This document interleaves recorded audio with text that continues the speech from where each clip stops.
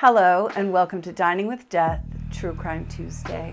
Under the sprawling Texas night sky, a young couple is parked in a car on a lover's lane enjoying some private time away from prying eyes. The chilly February air gently moves the branches that hang over the vehicle and brush against the doors and the windows, which are tightly rolled up to keep the car warm inside. Those windows also kept out the sounds of the night and the sound of footsteps on the dirt road approaching the car. The couple had driven to this spot to be alone, but they were not alone, not in any way. This is the story of the Texarkana Phantom. Let's get into it.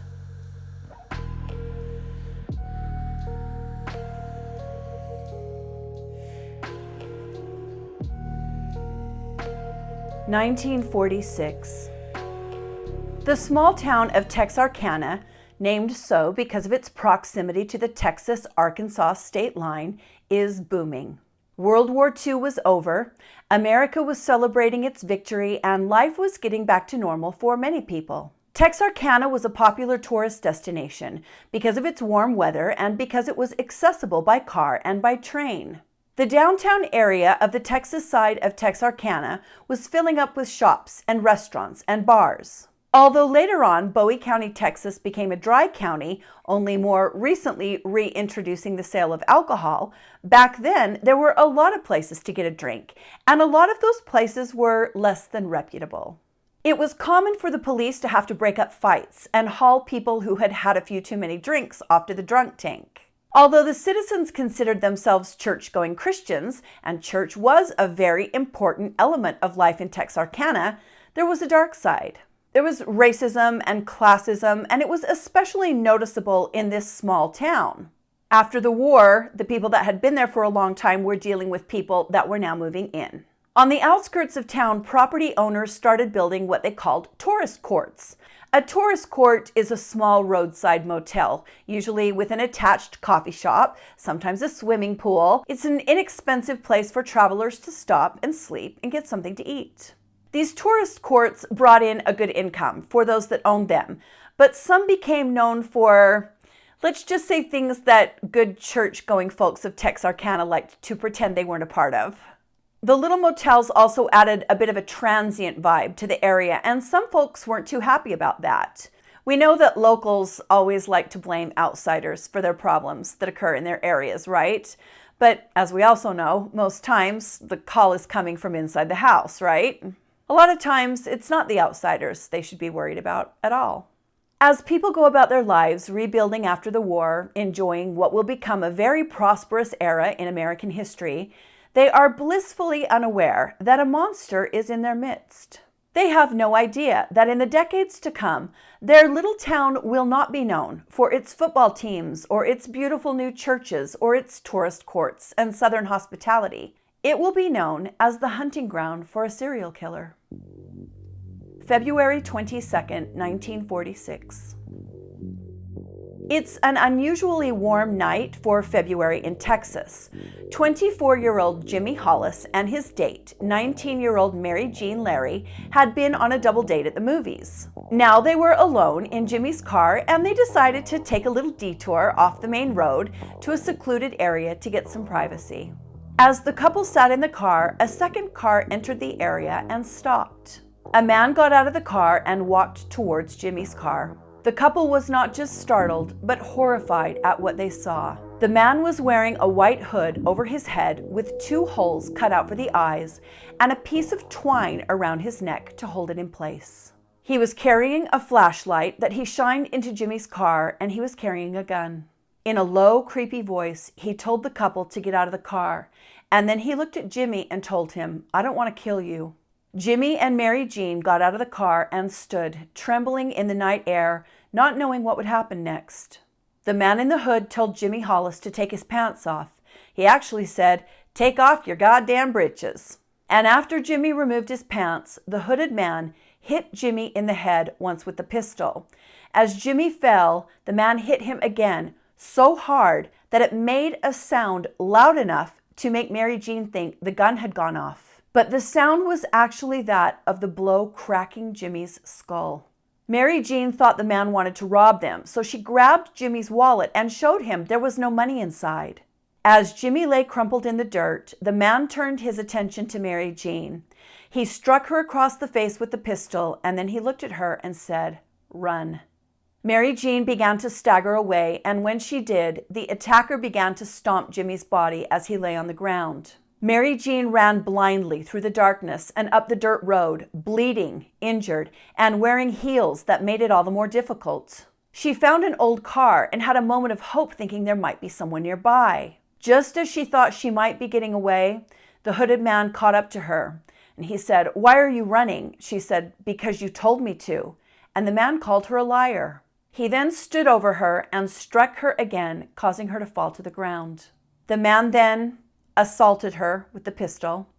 Mary Jean looked up defiantly at her attacker and said, "Just go ahead and kill me." Instead, the man turned and ran away.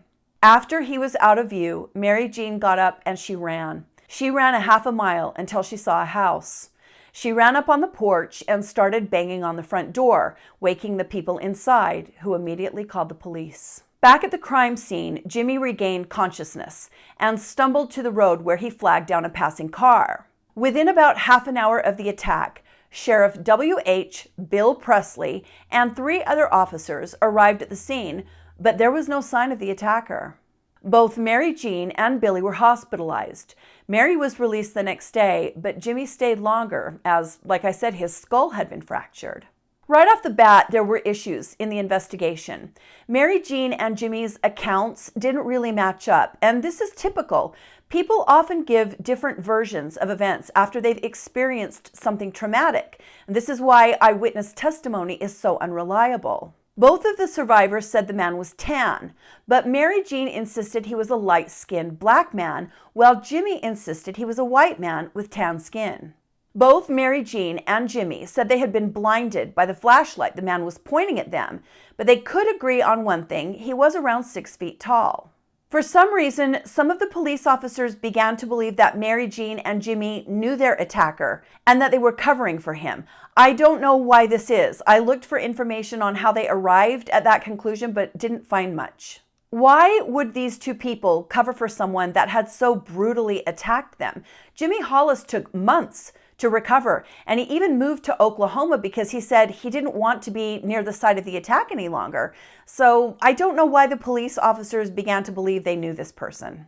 In one police interview, Jimmy Hollis told investigators, "This is a maniac. He's going to do this again. He's going to kill someone."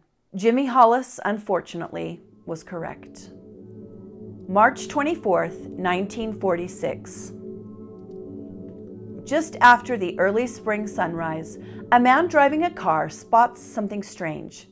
There is a car parked off the main road on a known lover's lane, and there is something amiss. He can see a man in the car, but he's not sitting in the seat. Also, people don't go to lover's lanes in the daylight, but that's not really what's grabbing his attention.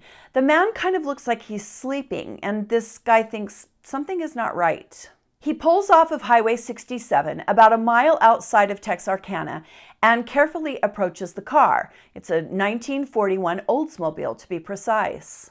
The driver is shocked at what he sees.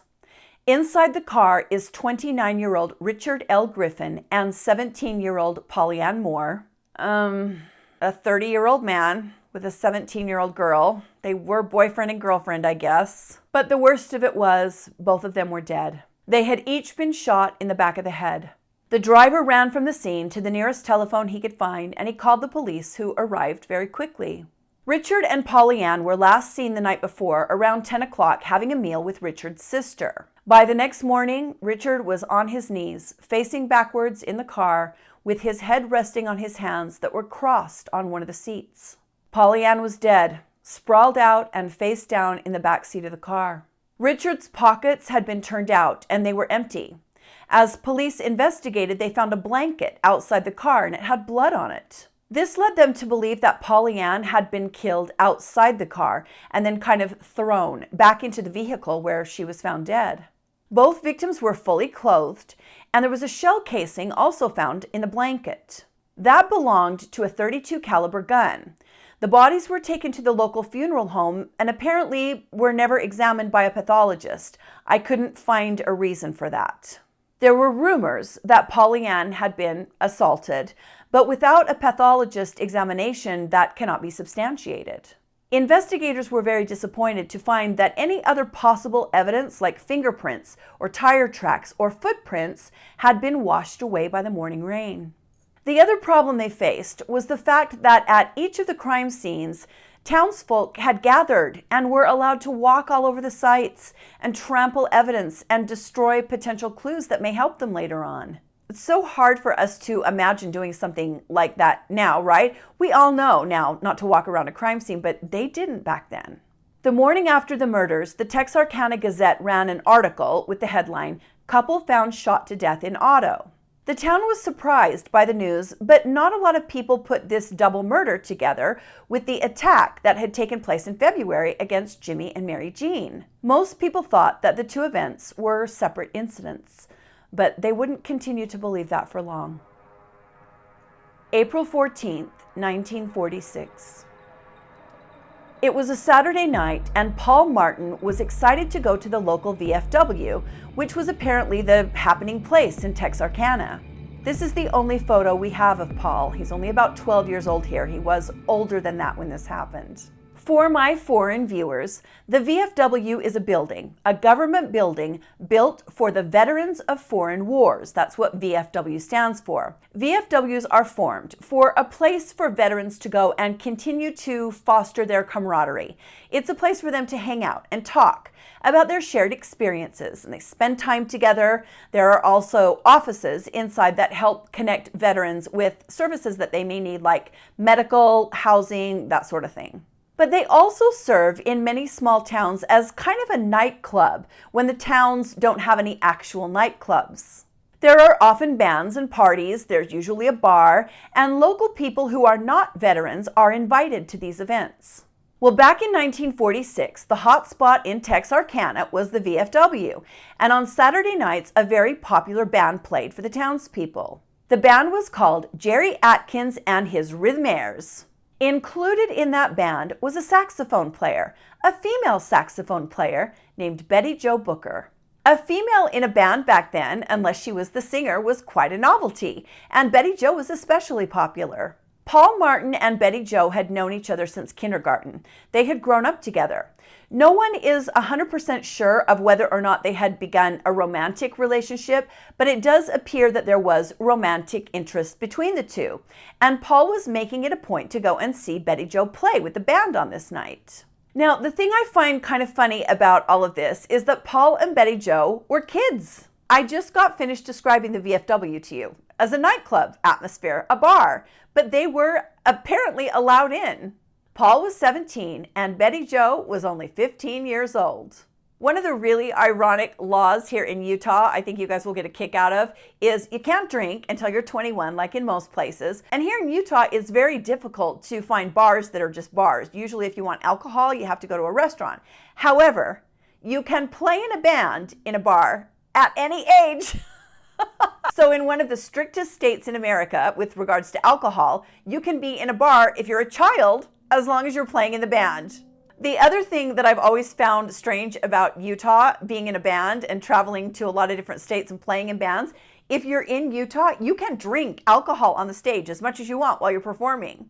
Nevada, on the other hand, which is much more liberal with its alcohol laws, does not allow minors in bars no matter what, and no matter how old you are, you can not drink alcohol if you're performing on stage. Anyway, kind of a tangent, but I just always find that so funny. So Betty is in this band, and Paul is going to see her, and the night goes really well. People who knew Paul said he was very well liked, a really popular kid, and the same for Betty Jo. They made a cute couple, and after the evening's party, the crowd began to disperse around 12:30, 1 a.m. Well, if you've ever been in a band, you know that you're always the last people out of the venue. And by the time Betty Jo and the band had loaded up their gear, it was about 2 in the morning. Paul and Betty Jo got into Paul's 1946 Ford and left together. Betty Jo's parents woke the next morning to find their daughter had never come home. Immediately, a search began. Word spread very quickly that there was a missing teenager, and people from all over the county began looking for the girl. As one team of searchers, all members of the same family, crested a small rise on North Park Road, they saw him. There was Paul Martin laying dead on his side in the dirt. At first, the searchers thought he was a drunk, sleeping off one too many drinks from the party the night before.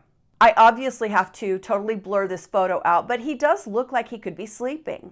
He was not sleeping. He had been shot 4 times, once through the back of the neck, once in the face, once in the hand, and once in his left shoulder. His car was nowhere in sight, and neither was Betty Jo. Police arrived at the scene and began searching the area, collecting anything they thought could be a clue to help them in their investigation. Several hours later, at about noon on Sunday, a different team of searchers found Betty Jo's body about 2 miles away from where Paul had been found. She was in a wooded area here off Morris Lane. Betty Jo had been shot once in the chest and once in the head and had then been posed with her hand inside her coat pocket. Her Bundy E-flat alto saxophone was later found in some bushes not far from her body. Again, the police investigated the area, but they had very little to go on. Not only that, but obviously forensic and crime scene investigation was not what it is now, and honestly, they didn't even really know what to look for. Several hours after the bodies were discovered, they found Paul Martin's car. It was parked near the railroad tracks by Spring Lake Park, which was a popular and known hangout spot for local teenagers. The keys were still in the car. By Sunday afternoon, word of the second double murder had spread not just throughout Texarkana, but throughout the county and then both the states of Texas and Arkansas. The newspaper ran this story with the headline, "Teenage Couple Shot to Death." Now, as I mentioned earlier, Texarkana residents were used to a wild party here and there, and sometimes even a shooting. But those were because people were drinking and fighting, or else they were because someone was committing a robbery. The people were not only disturbed by the murders, but baffled. There was no motive. The killer didn't steal Betty Jo's saxophone or Paul's car. He had just taken whatever little cash was in Richard Griffin's pockets that very first time, and that wasn't much. We don't even know if Polly Ann or Betty Jo had been assaulted because there was no examination. So what was the motive? It was scary. There was just a maniac running around killing people in parked cars for no reason. But now they had a pattern. There had been 3 attacks, all on couples in parked cars on lovers' lanes. This was obviously much earlier than the term serial killer was commonly being used, and people weren't even really aware of the concept, but they knew the attacks were linked. Lawmen from all over the area were brought in. The FBI was brought in. The Texas Rangers took out several rooms at the Hotel Grimm in downtown Texarkana, this very fortress-like hotel, as you can see here, and they used it as their headquarters for the visiting officers. The local police worked doing the grunt work, and the FBI and the Texas Rangers oversaw the investigation and became the public face of the investigation as the murders began to garner national attention. The Texas Ranger in charge was this man, a man named Manuel T. Gonzalez. Boy, now, this is what you think of when you think of a Texas Ranger, right? Officer Gonzalez openly admitted in a press conference that they didn't have much to go on. He said, "Of course I have my opinion as to how the murders were committed, but I don't think this is the time to be putting out theories. I might be wrong." Not long after law enforcement holed up inside the Hotel Grimm, the media followed, and they were looking to sensationalize this case as much as they could.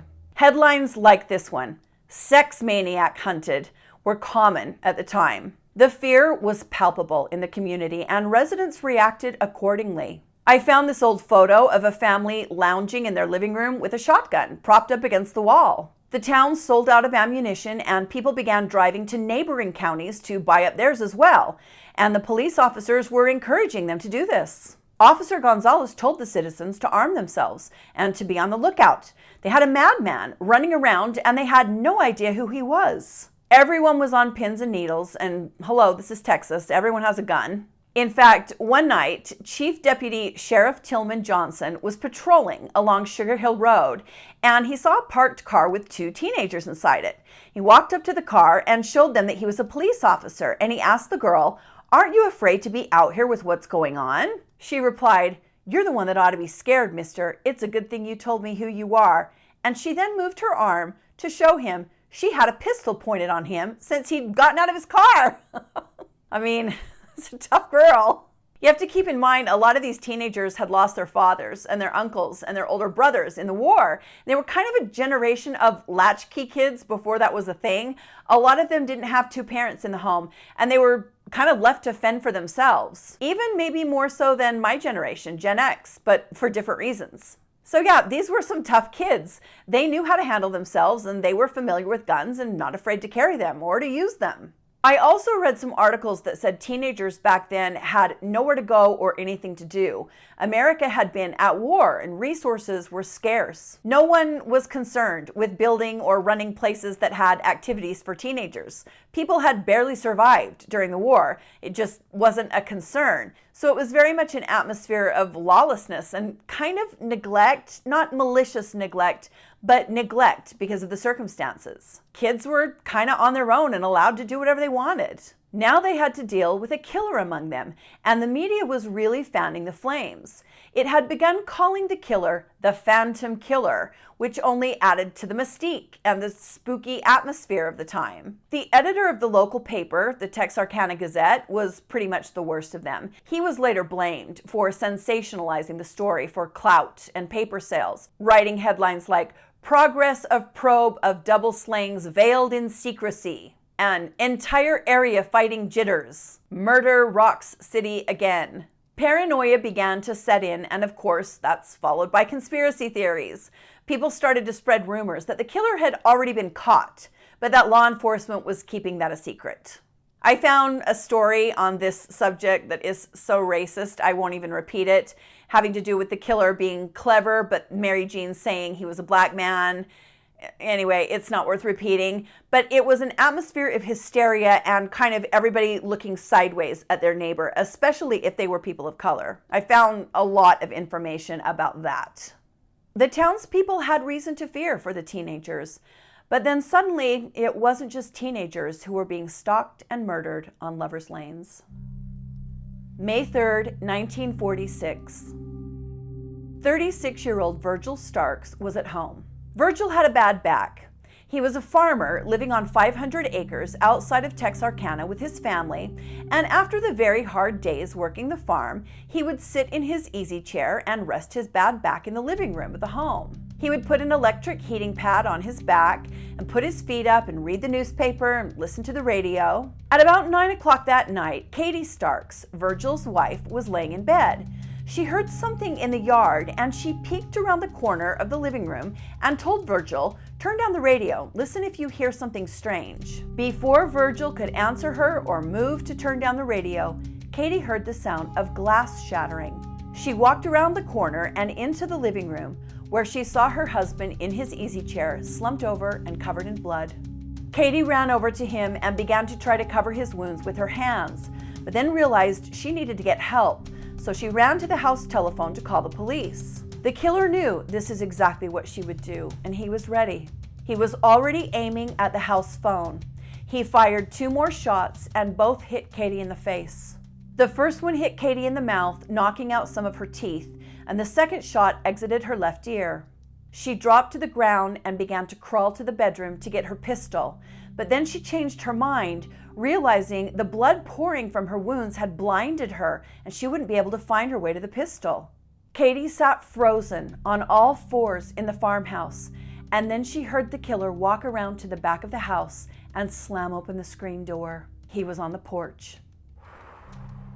Straight out of a horror film. The killer still had to get into the house from the screen porch, and she knew the door was locked. She then listened as he struggled to get inside through an open kitchen window, and she knew it wouldn't be long before he was inside the house. Katie was going to have to save herself. Blinded by blood, shot, wounded, and wearing only a nightgown, Katie stood up and ran through the house and out the front door. She ran as fast as she could across the road to the farmhouse her sister and brother-in-law lived in. She banged on the door, but no one answered.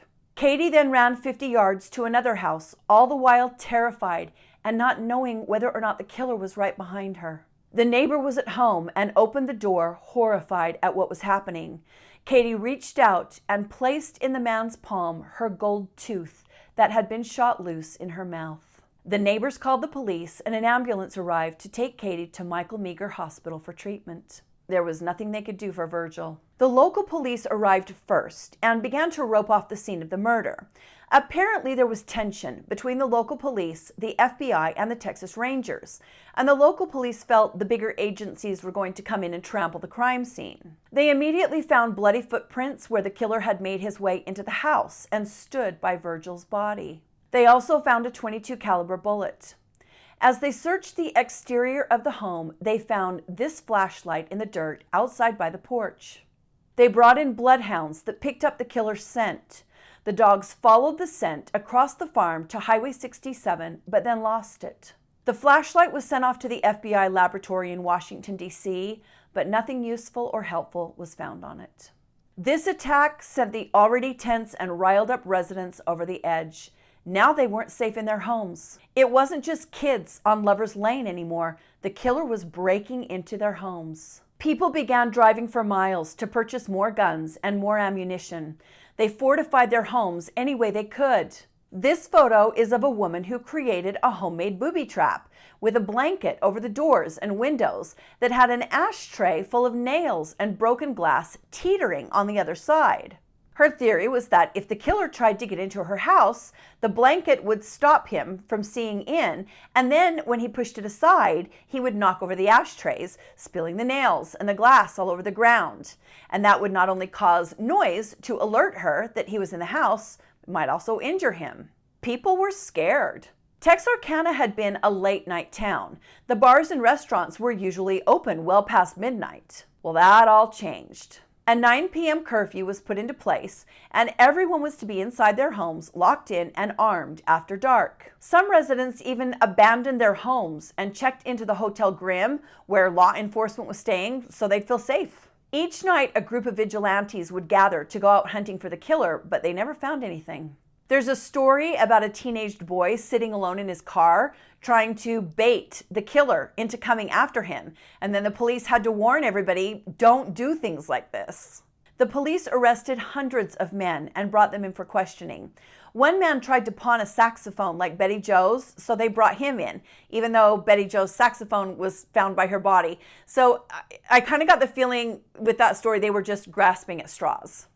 There was a German prisoner of war that was suspected, and then there was a student at University of Arkansas who unalived himself and left a note confessing to the killings, but there was no actual evidence that he was the killer, and there was evidence that he was not in Texarkana during the killings. But they were looking everywhere and at everyone. They were getting desperate, and they were getting nowhere, but then an alert officer noticed something. An Arkansas state trooper named Max Tackett came forward with something he had discovered. On the dates of each of the attacks, the first attack, the 2 double murders, and then the murder of Virgil Starks and the shooting of Katie, a car theft had taken place in the area just before the murders, like hours before. This trooper knew of a known car thief that had been arrested in one of those stolen cars after one of the attacks, and his name was Ewell Swinney. I've heard the name pronounced Sweeney and Swinney, but it's spelled S-W-I-N-N-E-Y, Swinney. Ewell Swinney was known to law enforcement, and he was a squirrely guy with a penchant for lying. He was also a counterfeiter. Officer Tackett had arrested Ewell Swinney on several occasions, and he was convinced that this was their killer. Ewell's wife was also in on his criminal activity, and as one of the stolen cars sat on a street, Max Tackett was watching. Before long, Ewell's wife, Peggy, walked up to the car and got in it, and that was all Officer Tackett needed to arrest her. She was taken into custody and interrogated. Very quickly, Peggy told the police that yes, Ewell, her husband, was the Phantom killer. She told him that she knew for a fact he had killed Paul Martin and Betty Jo Booker that night after the dance at the VFW. Peggy even told them where one of the victim's personal property had been stashed by her husband, and when the police went to where Peggy told them, it was there. There was also some circumstantial evidence against Ewell, including dates and times that matched up with his known locations. Ewell was brought in and questioned, but he wouldn't admit to being the killer. Authorities pressured Peggy to write a statement against her husband, but she refused. She also told them that she would never testify against him in court, and as we know, a spouse cannot be compelled to testify against their partner. No matter what authorities said or did, they just could not put together a strong enough case against Ewell Swinney, and although he was hauled off to jail for a significant amount of time for car theft, no arrest has ever been made in the Phantom Killer attacks. Interestingly, the attacks did stop when Ewell went off to jail. Now, as you have undoubtedly figured out if you didn't already know, this is the case that inspired the cult classic film, The Town That Dreaded Sundown. It came out in 1976 and immediately flopped and angered people who knew the real story because it didn't hold very true to actual events. I actually really like the movie. Also, this was a real eye-opening film for film and TV producers who before this film hadn't really tapped into the true crime market. This film opened their eyes to the fact that people are, in fact, very interested in hearing about these types of stories. In 2014, author James Presley wrote a book entitled The Phantom Killer: Unlocking the Mystery of the Texarkana Serial Murders. That same year, a remake of the 1976 film was released, The Town That Dreaded Sundown, and again, it didn't do much better than the original. I think people had really high hopes for it because the 1976 film had become kind of a classic. It's a decent film. It is my understanding that there are still several retired Texas Rangers who work on this case regularly. Many officers feel there is no doubt that Ewell Swinney was the Texarkana Phantom. Others are not convinced. Wouldn't it be something if this case was finally solved? Until these retired Rangers or someone else figures it out, the identity of the Texarkana Phantom will remain one of the greatest mysteries in the annals of American true crime. Thank you for joining me today on Dining with Death, True Crime Tuesday. Hit the like button if you liked the video and subscribe to my channel if you want to see more from me. You can also join my Patreon to support me and to help us raise funds for cold case DNA storage testing. Stay safe, my friends, and be kind to each other. And I'll see you next time on Dining with Death. Bye.